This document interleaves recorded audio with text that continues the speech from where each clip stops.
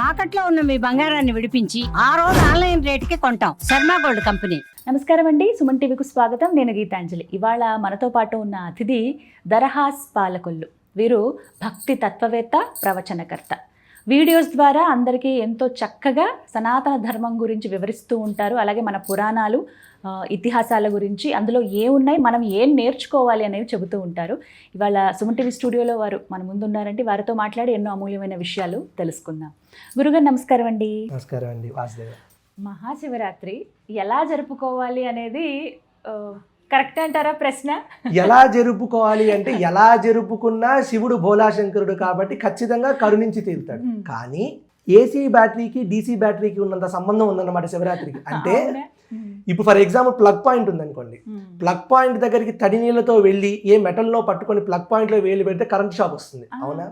కానీ తడి నీళ్ళతో తడి చేతులతో ఒక డీసీ బ్యాటరీ అంటే నార్మల్ రిమోట్ కంట్రోల్ బ్యాటరీని పట్టుకుంటే ఏమి అవ్వదు. ఎందుకంటే రెండు కరెంటే, రెండిట్లో కరెంటే, కానీ రెండింటి యొక్క తత్వము వేరు. అలాగే శివుడి యొక్క ఉపాసన చేసేటప్పుడు శివుడి మీద కాసిన్ని నీళ్లు చల్లినా చాలు కల్పవృక్షం మన ఇంట్లో వెనకాల పెరట్లో మల్లె చెట్టులాగా ఉంటుందట, కామధేను మన ఇంట్లో దొడ్లో ఆవులాగా ఉంటుందట. అంటే ఎన్ని వరాలు కావాలంటే అన్ని వరాలు ఇచ్చేస్తుందట. కానీ కూర్చొని మంత్రసహితంగా ఉపాసన చేయాలని మనం నిర్దేశించుకున్నప్పుడు ఆ క్షణంలో కొన్ని పాటించవలసిన నియమాలు ఉంటాయి. పాటించలేకపోతే కాసిని నీళ్లు పోసినా చాలు. కానీ ఈ నీళ్లు పోస్తే ఏమవుతుందో ఆ నీళ్లు భక్తి కన్నా భయం ఎక్కువ ఉండకూడదు. ఈ మధ్య ఎక్కువైపోయింది. ఎందుకంటే ఈ పానపట్టం ఏదైతే ఉంటుందో శివుడి యొక్క పానపట్టాన్ని తూర్పుకు తిప్పచ్చా, అసలు శివలింగాన్ని ఇంట్లో పెట్టుకోవచ్చా, శివలింగాన్ని ఇంట్లో పెట్టుకుంటే అందరూ వైరాగ్య చింతనలు అయిపోతారట, మా ఇంట్లో అందరూ గృహస్థులు ఉన్నారండి మేము ఉండకూడదా, ఈ భయం ఎక్కువైపోతుంది. శివుడు నిజంగా మీ ఇంట్లో నువ్వు లింగాన్ని పెట్టుకొని నువ్వు అభిషేకం చేయకపోతే నిజంగా ఏమన్నా ఇబ్బంది పడతాడా? పడ్డు. కానీ ఇబ్బంది పడకుండా చూసుకోవాల్సింది మనము. మన ఇంటికి ఒక గెస్ట్ వస్తే ఆయనకి ఎలా చూసుకుంటాం? ఆయనకు ఆసనం ఇస్తాం. అదే కదా షోడశోపచార పూజ. ఆయనకు ఆసనం ఇచ్చి ఆయన ఆవాహన చేసి పాద్యము అర్ఘ్యము ఇవన్నీ ఇచ్చి ఆయనకు మంచినీళ్ళు ఇచ్చి తాంబూలం ఇచ్చి భోజనం చేసి నీరాజనం చేసి ఇంత చేసినప్పుడు మరి ఆ గెస్ట్ని నార్మల్ గెస్ట్ వస్తేనే ఇన్ని పనులు చేసినప్పుడు భగవంతుడే వచ్చి కూర్చున్నప్పుడు మనం ఎంత చూసుకోవాలి? అందుకు ఇంట్లో లింగము పెట్టుకున్నప్పుడు కుదిరినంత మేర అభిషేకం చేయండి. కానీ ఒకవేళ అభిషేకం చేస్తున్నప్పుడు రుద్రాభిషేకం చేస్తున్నట్టయితే, రుద్ర సూక్తము చదువుతూ రుద్రాభిషేకం చేస్తున్నట్లయితే దానికి కొన్ని నియమాలు ఉంటాయి. నియమాలు పాటిస్తే ఏసీ కరెంట్లో ప్లగ్ పాయింట్ పెట్టినా ఏమి అవ్వకపోతే ఎలా అయితే ఉంటుందో అలా ఉంటుంది అనమాట. అవి రూల్స్. అయితే ఇది నార్మల్గా శివాభిషేకానికి చేయాల్సినటువంటి రూల్స్. కానీ వచ్చేది మహాశివరాత్రి అంటే మాఘ అమావాస్యకు ముందు వచ్చేటువంటి చతుర్దశి. చాలా మందికి ఒక క్వశ్చన్ ఉంది, చతుర్దశి అర్ధరాత్రి పూట పరివ్యాప్తమై ఉన్నప్పుడే మహాశివరాత్రి. అంటే ఆదివారము చతుర్దశి వస్తుంది. చతుర్దశి ఆదివారం అర్ధరాత్రి ఉంటుంది కాబట్టి ఆదివారమే మహాశివరాత్రి. అంటే త్రయోదశితో కూడుకున్నటువంటి చతుర్దశి వస్తుంది కాబట్టి అది మహాశివరాత్రి. ఇది క్లియర్. అయితే శివరాత్రి రోజు ఉపవాసము జాగరణ చేస్తూ శివునికి అభిషేకము చేయమన్నారు. ఈ మూడు అసలు ఏంటో తెలుసుకోవాలి. అంటే భయపడిపోతున్నారు ఫస్ట్. ఏంటంటే ఉపవాసం చేయలేమేమో, జాగరణ నిద్ర వచ్చేస్తోంది, లేకపోతే అభిషేకం చేయకపోతే ఏమవుతుంది, భయాల కన్నా కూడా తత్వం తెలుసుకొని భక్తితో ముందుకు వెళ్ళగలిగితే ఈశ్వరుని యొక్క అనుగ్రహం లభించి తీరుతుంది.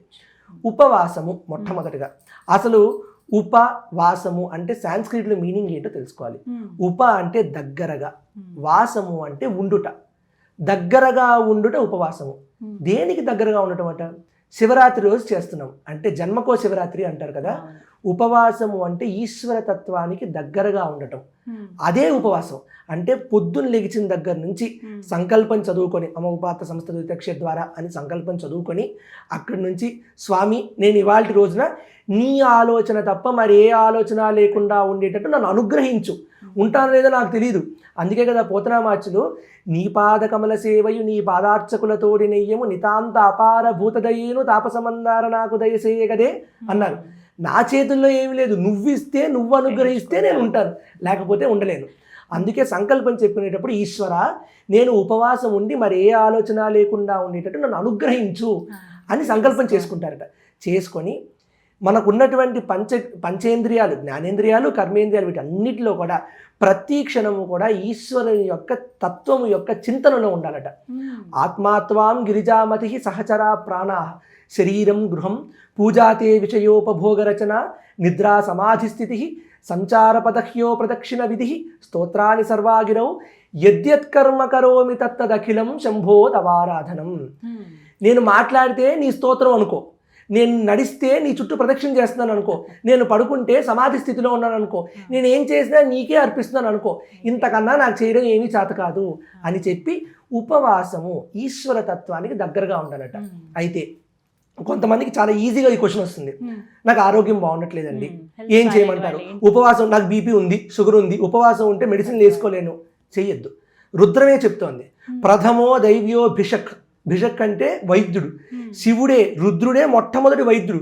అలాంటిది రుద్రుడే వైద్యుడి రూపంలో వచ్చి మీకు అమ్మ మీకు బీపీలు షుగర్లు ఉన్నాయి, మెడిసిన్లు వేసుకోవాలి, ఖచ్చితంగా మీరు తినాలి అని చెప్తే రుద్రుడు చెప్పిన మాటను కూడా పక్కన పెట్టి, అంటే వైద్యుడి స్వరూపంలో ఉన్నటువంటి రుద్రుడు చెప్పిన మాటను కూడా పక్క పెట్టడానికి మనం ఎంతటి వారం? సో డాక్టర్లు చెప్పినా, ఆరోగ్యం సరిగ్గా లేకపోయినా, ఏం లేకపోయినా ఖచ్చితంగా ఉపవాసం అనేది తిండి మానేయడం కాదు అనే విషయాన్ని గుర్తుపెట్టుకొని ఈశ్వర తత్వానికి దగ్గరగా ఉండాలి. అయితే చాలామంది కటిక ఉపవాసాలు చేస్తారు, మంచినీళ్ళు తాగరు, గుటకం మింగరు. సంతోషమే, ఎప్పటి వరకు? మనస్సు ఈశ్వరుడి దగ్గర ఉన్నంత వరకు. ఎప్పుడైతే చంచలంగా మనస్సు మారి ఆకలి మీదకి వెళ్తోందా, కాస్త గబాల్నే కొంచెం అలా తినేసి, ఏది సాత్వికమైన ఆహారమే, మళ్ళీ తినమంటే ఏదో బిర్యానీలు అవి తినేసి రజస్సు తమస్సులోకి వెళ్ళిపోతే నిద్ర వస్తుంది. What we eat is what we think. మన ఆలోచన సాత్వికమైనటువంటి శివస్వరూపం మీద ఉండాలి కాబట్టి సాత్వికమైన ఆహారం తినాలి. ఓ పళ్ళో ఏవో తిని, ఓ మంచినీళ్ళలో ఏవో తాగేసి మళ్ళీ ఈశ్వర నేను ఉండలేకపోయాను, సారీ క్షమించు అని చెప్పి తినేసి మళ్ళీ ఈశ్వరుడి వైపు వెళ్ళిపోవాలి ఆలోచన. అలా ఆలోచన మాత్రంగా ఈశ్వరుడి యొక్క తత్వము దగ్గర ఉండటం ఉపవాసము. అంటే జాగరణ కూడా. జాగరణ అంటే జాగరూకతతో ఉండుట. పూర్తిగా తర్వాత రోజు 6 గంటల వరకు మెలకువ ఉండాలి. పూర్తిగా ఆదివారం సాయంత్రం 15వ తారీఖు సాయంత్రం 6:30 నుండి నెక్స్ట్ రోజు పొద్దున్న 7 గంటల దాకా అనుకోండి, రఫ్గా 6:42 సూర్యోదయం. ఆ 12 గంటల్ని 4 జాములుగా విడగొడతారు. ఒక్కొక్క జాము 3 గంటలు. అంటే 6 to 9, 9 to 12, 12 to 3, 3 to 6, ఒక హాఫ్ అన్ అవర్ అటు ఇటు వేసుకోండి, రఫ్గా చెప్తున్నాను. సో ఈ 6 o'clock నుంచి నెక్స్ట్ రోజు 6:42 దాకా ఈ 4 జాముల్లోనూ ఉపవాసము, జాగరణ. మళ్ళీ ఉపవాసం అంటే తిండి మానేయడం కాదు, జాగరణ అంటే నిద్ర మానేయడము కాదు. నిద్ర రానంత స్థితిలో, పరమానంద స్థితిలో నేను ఉండగలిగి నీ అభిషేకము నేను చేయగలిగేలా నన్ను అనుగ్రహించు అని ఈశ్వరుని మనం కోరుకోవడమే జాగరణ. జాగరణ అంటే జాగరూకతతో ఉండుట, అంటే అవేర్, మెలకువగా ఉండట కాదు. మెలకువగా అందరం ఉంటాం, రోజు ఉంటాం. మెలకువగా ఉండి రోజు నైట్ పూట సినిమాలు చూస్తూ నెట్ఫ్లిక్స్ ఇంకేదో చూసుకుంటూ 2:30, 3 అయిపోతుంది, ఇంకో 3 గంటలు ఉంటే అయిపోతుంది, సరిపోతుంది. కానీ being aware of what? Aware of his presence. జంతువునాం మనుష్య జన్మ దుర్లభం అంటారు. అంటే మనిషి కొన్ని వేల కోట్ల జన్మలెత్తి ముందు ఖనిజంగా పుట్టి, తర్వాత వృక్షంగా పుట్టి, తర్వాత జంతువుగా పుట్టి, తర్వాత మనిషిగా పుట్టాడు. ఖనిజానికి మీరు ఎప్పుడైనా చూస్తే రాయికి తనున్నాననేటువంటి అస్తిత్వం తెలియదు, అలాగే కదలలేదు. అంటే చైతన్యము ఉండదు, చేతనము ఉండదు, రెండు ఉండవు. కానీ అక్కడి నుంచి ఎవాల్వ్ అయ్యి వృక్షంలోకి వెళ్తుంది. అంటే చైతన్యం ఉంటుంది, తానున్నాననే విషయం తనకు తెలుస్తుంది తప్ప చేతనము కదలలేదు అది. కానీ దాని తర్వాత నుంచి జంతువు రూపంలోకి వెళ్తుంది. తను ఉన్నానని తనకు తెలుస్తుంది, తను కదలగలుగుతుంది. ఈ 2 ఉన్నాయి. కానీ దీని మీద నుంచి ఎవల్యూషను చేతనము, చైతన్యము, ఈ రెండిటితో పాటు బుద్ధి అనేటువంటి విషయాన్ని ఇచ్చినటువంటిది నరజన్మ.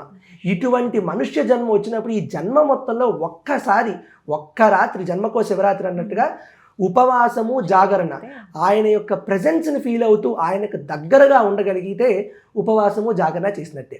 అలాగే ఇందాక చెప్పినట్టు ఈ 4 జాముల్లో కూడా కుదిరినంత వరకు అభిషేకము సజలముతో చేసినా పర్వాలేదు, అంటే మంచి నీళ్ళతో చేసినా పర్వాలేదు.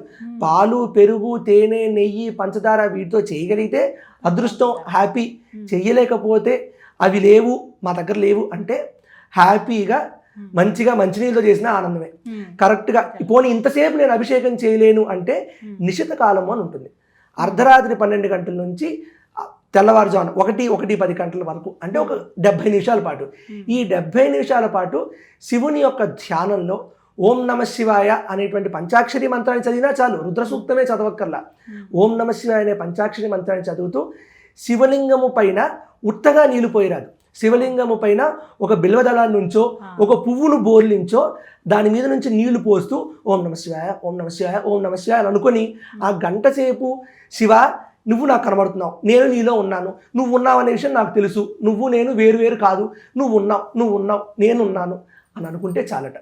ఇంతే శివరాత్రి తత్వం. ఇంత చేయగలిగితే చాలు.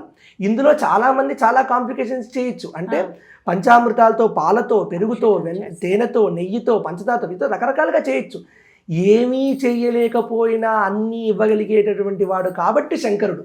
శంకరోతి ఇది శంకర, మంగళమును ఇచ్చువాడు శంకరుడు. ఈ విషయాన్ని గుర్తుపెట్టుకొని శివరాత్రి నాడు భక్తితో, భయంతో కన్నా భక్తితో ఈశ్వర తత్వానికి దగ్గరగా ఉండగలిగితే అదే అస్సలైనటువంటి మహాశివరాత్రి. చాలా చక్కగా కళ్ళ ముందు కనపడింది ఎలా చేయాలి ఏమిటనేది చక్కగా గైడ్ చేశారు. ధన్యవాదాలు. ధన్యవాదాలు.